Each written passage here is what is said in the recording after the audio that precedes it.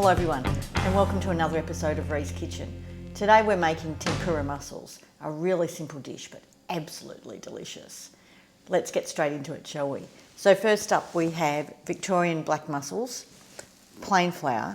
I'm using a packaged tempura batter today, some iced water and our vegetable oil for frying. So the star of this dish is absolutely the mussel.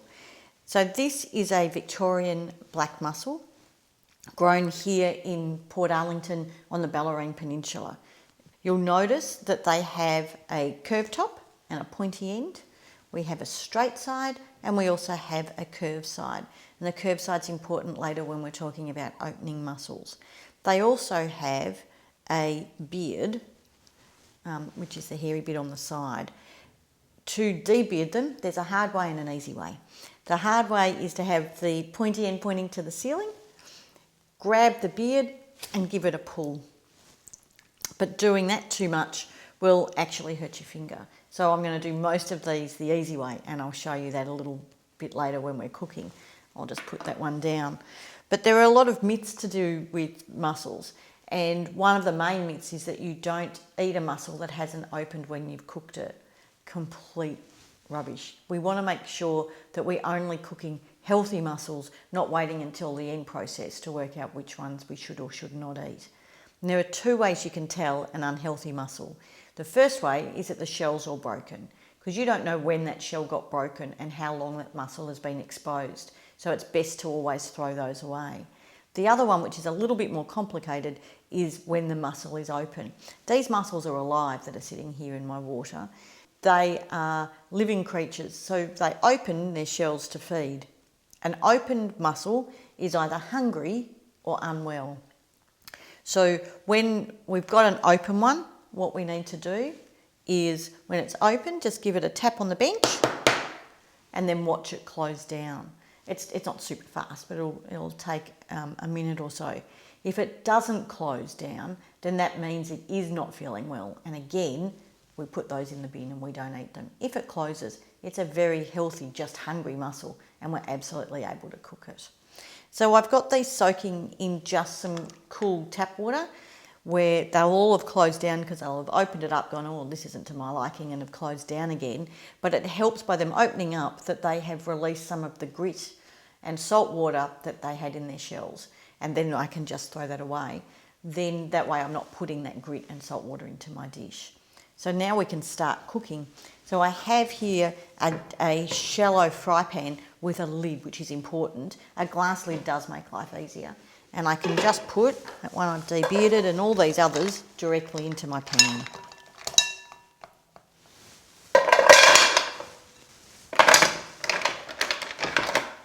So you can clearly see the dirtiness of this water, which is just all of that grit. So that gets thrown away. Pop my lid on, turn my gas on to medium. So through my glass lid I can see that I'm starting to get a bit of steam as they're starting to open up. And I know to take my lid off when it's very bubbly.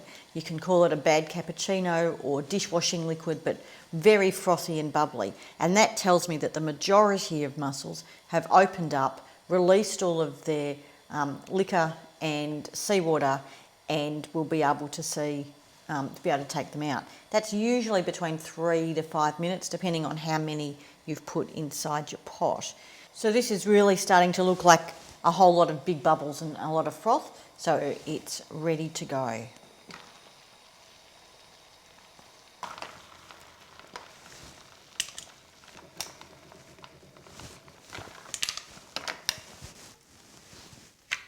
So I've got 2 in this pot that have not opened, which we'll just let cool for a second. But you can see how much liquid has come out of those mussels. So to open these mussels now, remembering I said that they've got a straight side and a curved side, by putting your finger where the curve is, so giving it a squeeze, get the knife in,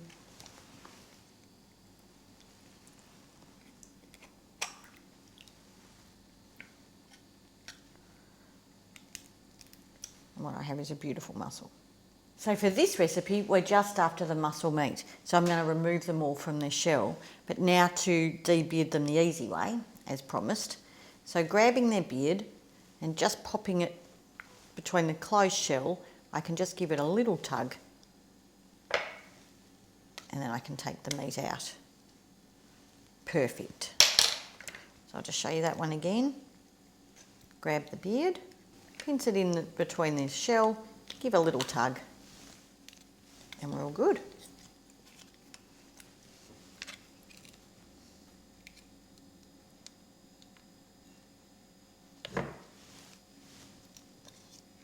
Because our recipe today requires quite precision frying, I'm using my deep fryer.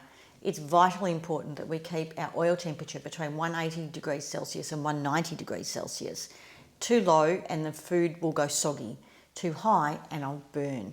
It's also important what kind of oil we use. You need an oil with a high smoking point and also with a low flavour. And so today I'm using vegetable oil. So I'm just going to get this set up and ready because it takes a while to heat up. Now, tempura batter, we don't have to be too fussy about whether it's got a few lumps in it, but what we do want is that nice cold water, and we literally just mix it together.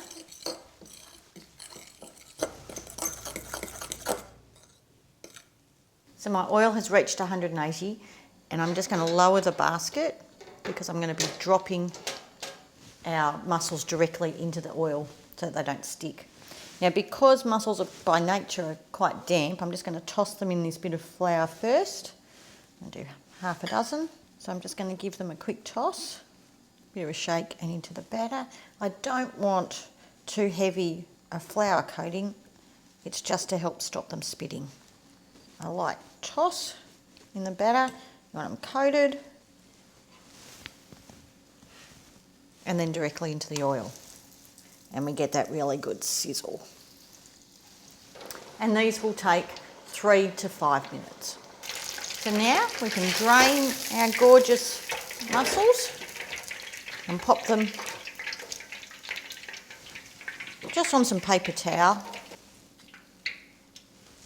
And now we can just repeat with the rest of the mussels. Don't they look fabulous?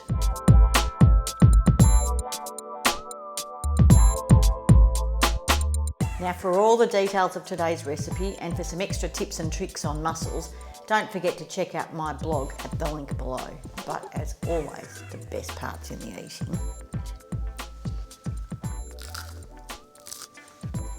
I'm sure you could hear the crispness of that wonderful light tempura batter, and the mussel inside is so sweet and juicy. These are just perfect. Until next time, everybody, ciao.